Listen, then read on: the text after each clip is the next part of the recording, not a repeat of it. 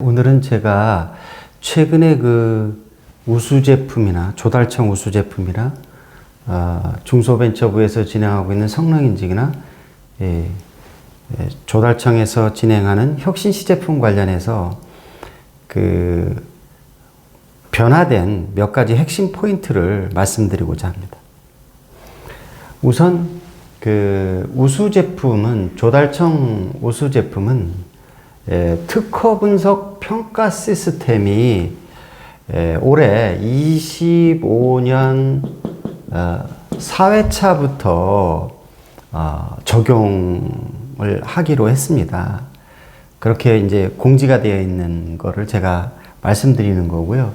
그래서 그 일반 제품이나 성장 제품은 2점, 가구 제품은 1점 이렇게 기술 점수에 반영하는 걸로 되어 있고, 그것을 정량적으로 평가를 해서 반영을 하겠다고 하시고요. 2점이나 1점이면 상당히 중요한 겁니다. 꼭 신경을 쓰셔야 되고요. 이 특허 분석 평가 시스템은 이 발명진흥회의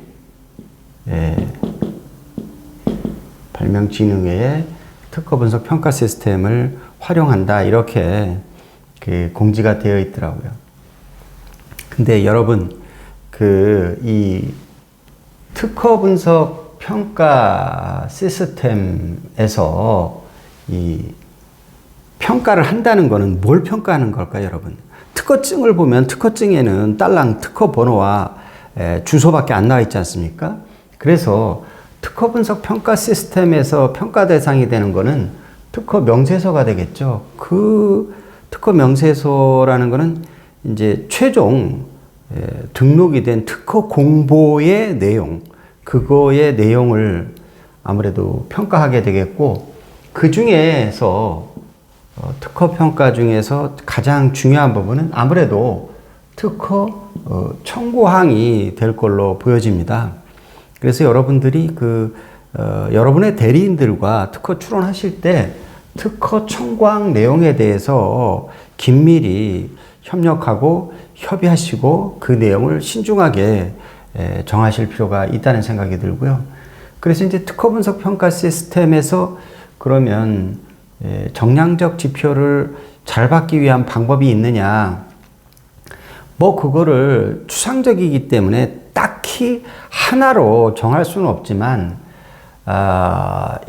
제가 기업의 특허 법무팀에 있을 때 또 현재 이러한 우수 제품과 관련한 그런 어떠한 컨설팅 서비스를 제공하면서 느꼈던 것은,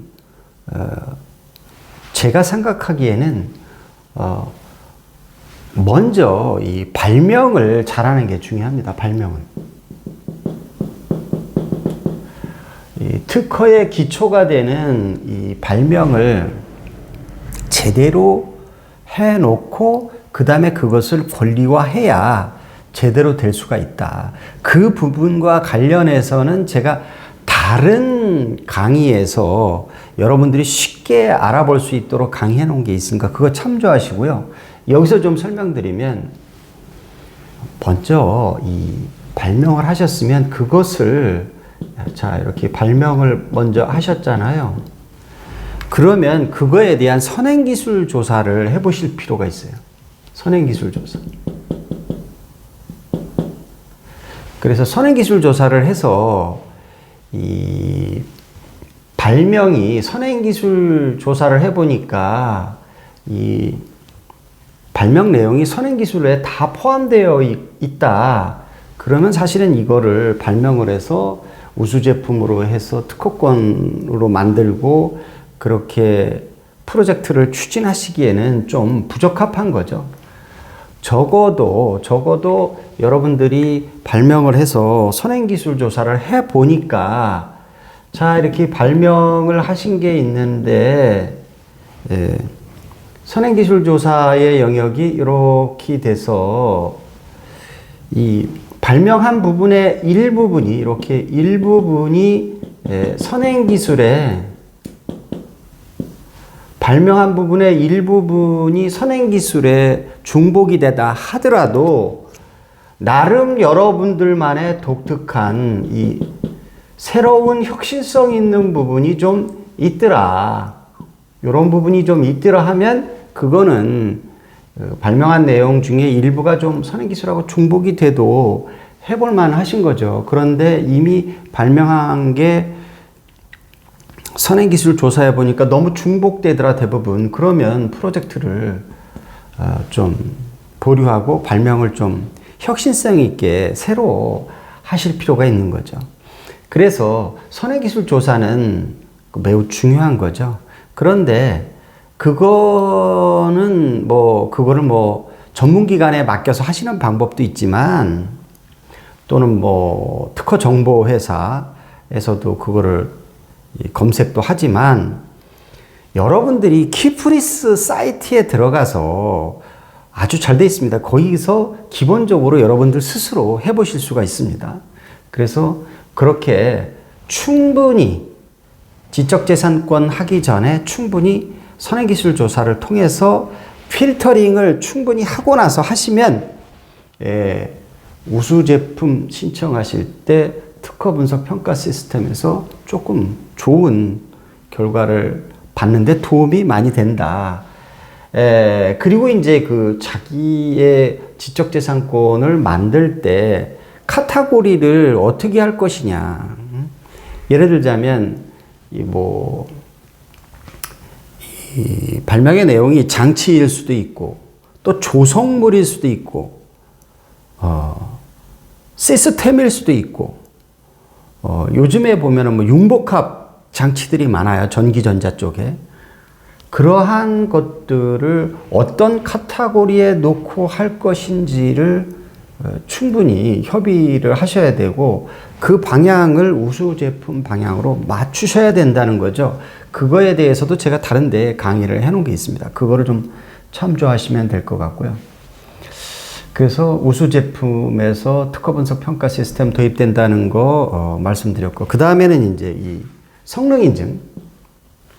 성능 인증도 우수 제품하고 연결이 되어 있죠. 성능 인증을 받아서 이렇게 올라가시는 분들이 있으니까요. 그런데 이제 성능 인증 관련해서는 이번 회차 고객사들이 지금 저희가 컨설팅 서비스를 제공하는 고객사들이 지금 이제 규격서를 지금 공고문이 올라와서 수정하고 계신데요.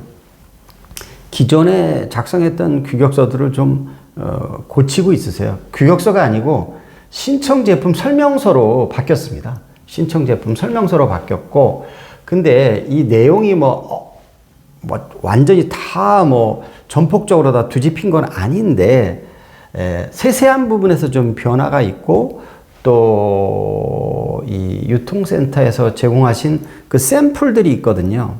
서식의 내용이면 예를 들자면 성능 지표라든지 그런 거 성능 기준을 적을 때 샘플로 적어 놓으신 사항이 있어요. 그것들 잘 참조하셔서 하시고, 요거는 최신본을 SMPP 사이트에서 다운로드 받으셔가지고 새로 꼼꼼히 좀 작성하실 필요가 있어요. 그리고 이제 이 성능 인증이 서면으로 심사를 하다 보니까요. 서면 신청 제품 설명서를 아주 꼼꼼하게 쓰셔야 됩니다. 쓰시고 또 검토를 해보실 필요 있고, 발표 심사 없이 서면 심사에 의해서 적합성 심사가 결정되다 보니까 서면이 다인 거죠. 그러니까 서면에 표현하고 싶은 내용들을 충분히 표현하실 필요가 있다. 그러니까 전에 한 15년 전에 저희랑 같이 성능 인증 통과시켰던 그런 분들은 그때는 파워포인트로 발표도 하고 그랬던 시절도 있어요. 근데 지금은 어쨌든 서면에 의해서 이루어지고 있으니까 그 점 충분히 좀 참조를 하시고요. 그 다음에 이제 그 혁신 시제품 관련해서 최근 이슈를 보면 이 공공성 심사를 할 때 대면 심사 없이 실시간으로 질의응답 게시판에서 공공성 심사가 이루어지고 있습니다. 좀 생소하실 수 있어요. 그러니까 정해진 시간에 기업에서 해당 사이트에 로그인을 해서 들어가시면 실시간으로 질문이 게시판에 올라옵니다. 그러면 그걸 실시간으로 그 자리에서 답변을 하셔야 돼요. 그러니까 생소하실 수도 있죠. 생소하실 수도 있죠. 그래서 요거 게시판 질의응답 사항에 대해서 좀 미리 준비를 해 놓으실 필요가 있습니다. 그래서 이제 이게 제가 드리는 말씀은 그 조달청, 혁신장터에서 공고가 뜨는 그런 사항들이고, 이 혁신제품은 연구개발 R&D 사업을 통해서 성공한 그런 판정을 받은 분들이 각 부처별로 아주 다양하게 올라오고 있어요. 그것은 연구개발 성공 판정을 통한 거는 해당 부처의 공고문에 따라야 됩니다. 해양수산부다. 그럼 해양수산부에서 혁신제품 발표한 내용에 따라서 각 부처별로 공고문에 따라서 그에 따라서 그 제도와 그 서식에 따라서 진행해야 되고, 제가 오늘 말씀드리는 거는 이제 혁신장터에서 공고문이 올라오는 그 혁신 시제품을 말씀드리는 겁니다. 그래서 몇 가지 최근에 변화된 사항을 말씀드린 거고요. 물론 이제 혁신 제품도 이렇게 조달 우수 제품으로 성공 판정받은 다음에 이렇게 올라가시는 경우도 있습니다. 그래서 제가 최근에 현 시점에서 좀 변화된 것들 말씀드렸고, 이런 제도는 계속 변화됩니다. 변화되니까 항상 최신 공고문을 그때그때 좀 참조하셔야 됩니다. 이상 제가 몇 가지 최근에 변경된 사항들 말씀드렸습니다.